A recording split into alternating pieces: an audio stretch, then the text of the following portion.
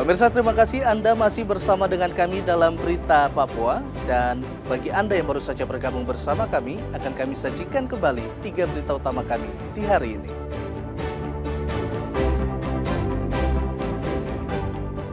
Pelaku pembacokan umat di dalam Masjid Merauke diringkus polisi.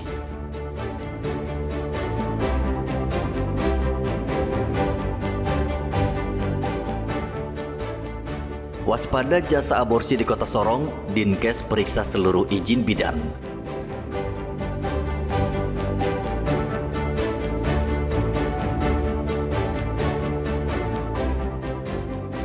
Diduga korupsi dana pembangunan jembatan 11 miliar rupiah. 6 saksi diperiksa Polres Mimika.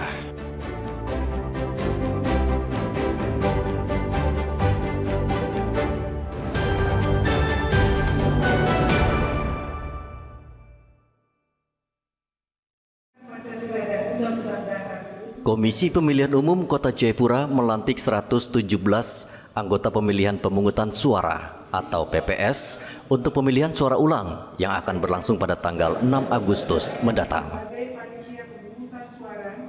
Pelantikan anggota PPS berlangsung di Aula Siansor Kantor Wali Kota Jayapura. Mereka nanti akan bertugas di seluruh tahapan pemilihan suara ulang. Ketua KPU Kota Jayapura Martapina Anggai meminta anggota PPS bekerja secara profesional dalam membina dan mengawasi proses pemilihan suara ulang serta memilih anggota panitia pemungutan suara.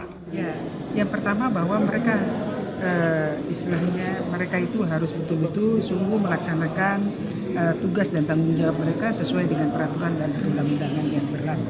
Yang kami harapkan bahwa semua dapat berjalan dengan aman, damai, tertib, dan tepat waktu. Tidak ada kerusuhan atau perselisihan ataupun keributan-keributan. Anggota PPS ini, ya mereka juga harus menjaga kesehatan mulai dari sekarang ya. Mulai dari sekarang harus menjaga kesehatan. Karena masih ada tahapan-tahapan lagi. Karena pelantikan KPPS lagi bulan depan ada pelantikan. Nah mereka ini kan terlibat langsung di dalam menangani KPPS ini. Menurut Asisten 2 Setda Kota Jayapura Widi Hartanti, pemilihan suara ulang ini menjadi momentum penting untuk menghasilkan pemimpin yang demokratis dan didukung rakyat. PPS sendiri akan memiliki peran krusial dalam memastikan kelancaran pemungutan suara di tingkat kelurahan atau kampung dan menjadi garda terdepan dalam melayani pemilih. Tadi juga disampaikan oleh Ibu Ketua KPU Kota Jayapura bahwa sukses dan keberhasilan dari pemilihan suara ulang ini yang paling inti dan pokok ada di tangan Bapak Ibu PPS yang hari ini dilantik dan diambil sumpah janji. KPU Kota Jayapura mencatat dalam PSU nanti ada 574 tempat pemungutan suara yang tersebar di 5 distrik di Kota Jayapura, Papua. Pemungutan suara ulang diikuti 2 pasangan calon gubernur dan wakil gubernur Papua, yakni nomor urut 1 Ben-Hur Tomimano Konstan Karma dan nomor urut 2 Matius Devakiri Aryoko Rumaropen. Dari Kota Jayapura, Papua, Hendra melaporkan.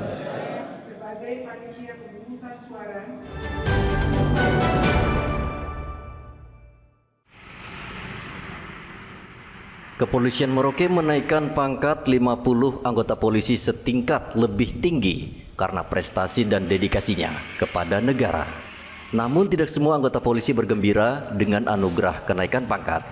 Ada 2 polisi di jajaran Polres Merauke yang harus diberhentikan secara tidak hormat karena melanggar disiplin dan peraturan. Menurut Kapolres Merauke AKBP Leonardo Yoga, pihaknya menyediakan jalur banding untuk membela diri, namun tidak dimanfaatkan kedua anggota polisi tersebut.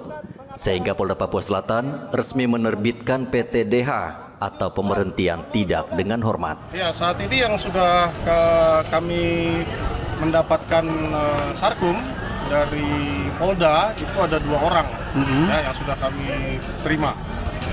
Dan sepertinya bandingnya tidak digunakan untuk kesempatannya.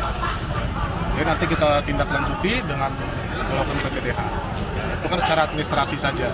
Namun secara hak-hak atau tugas-tugas tentu juga sudah dihapuskan. Tahun 2025 ini Polres Merauke memang mengajukan sejumlah nama anggota Polres yang diusulkan naik pangkat dan Polda Papua Selatan menyetujui seluruhnya kecuali 2 anggota yang dipecat secara tidak hormat. Muhammad Ridwan melaporkan dari Merauke, Papua Selatan. Call center ini kita nyatakan dibuka.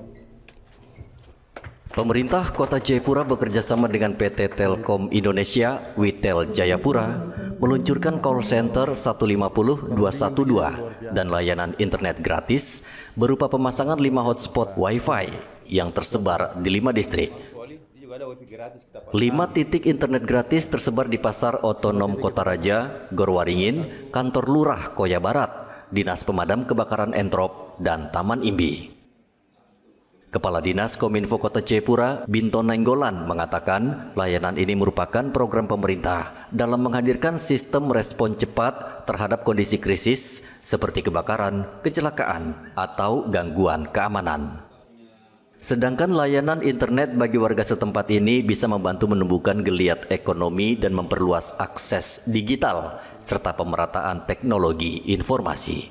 Kalau internet gratis ini kan kita bagaimana mendukung untuk bagaimana masyarakat ini bisa memperoleh informasi cepat tentang hal-hal yang ingin dia peroleh. Itu pertama. Kedua, secara tidak langsung juga pemerintah Kota Jayapura agar memperkuat literasi digital kepada masyarakat. Bagaimana masyarakat itu semakin sehat menggunakan internet. Call center ini akan kita mulai gunakan dengan AI, Artificial Intelligence. Maksudnya apa? Kalau ada nanti masyarakat yang istilahnya iseng-iseng mau bertelepon ke situ, artificialnya langsung bisa mengetahui. Oh ini, ya, atau hoax dan sebagainya. Ini bisa kita lacak. Apakah penelponan dari luar Kota Jayapura?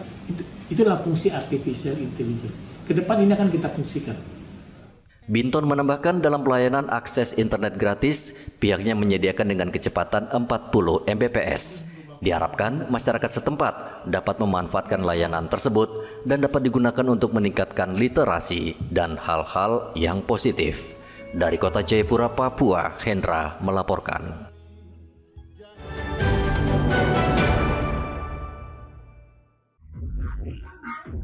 Aneka olahan sagu yang menggunakan resep tradisional khas Papua hingga resep kreasi modern disajikan di Festival Colo Sagu yang digelar di Pantai Wisata Jemensau di bawah Jembatan Merah Yotefa, Kota Jayapura. Salah satu olahan yang paling dicari adalah sinole, yakni tepung sagu yang dicampur dengan parutan kelapa muda dan disajikan dengan topping seperti gula merah dan susu kental manis. Istilah colo sagu sendiri bermakna makan sagu sambil dicelup ke dalam teh atau kopi. Sebuah kebiasaan sederhana yang sangat akrab bagi masyarakat Papua. Colo sagu juga berarti berkumpul bersama keluarga sambil makan sagu. Festival ini digelar oleh Polresta Jayapura Kota menyambut Hari Bayangkara ke-79. Kata colo dalam bahasa lokal berarti berkumpul atau berbagi, dan colo sagu secara harafiah bermakna makan sagu bersama-sama. Di dalamnya terkandung nilai kebersamaan, solidaritas, dan kearifan lokal yang menjadi bagian tak terpisahkan dari identitas masyarakat Papua. Jujur, saya kalau ada nasi dan ada papeda, saya pasti akan pilih papeda. Kenapa? Itu yang kue dan turunannya juga begitu lembut, begitu empuk sebenarnya.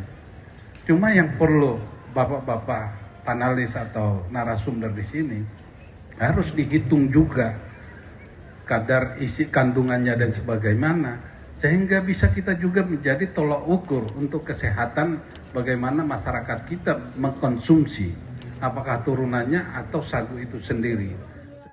Festival ini bukan hanya mengenalkan sagu sebagai makanan pokok khas Papua, tetapi juga menjadi ruang promosi potensial lokal dan wadah pemberdayaan UMKM. Dari kita sagu bakar yang kami juga mama yang buat. Iya. Rasanya rasa apa saja? Oh, punya harapan rasa pertama waktu masih cari tani, aku harapan itu satu supaya semua orang bisa rasain itu saja. Selain pangan, di festival ini juga dijual pernak-pernik khas Papua seperti tas noken dan kalung. Harganya dari 50 sampai 300, 500. Festival Colo Sagu tidak hanya menampilkan ragam pangan lokal, namun juga mengajak masyarakat untuk mencintai budaya dan potensi alam Papua secara berkelanjutan. Ari melaporkan dari Kota Jayapura, Papua.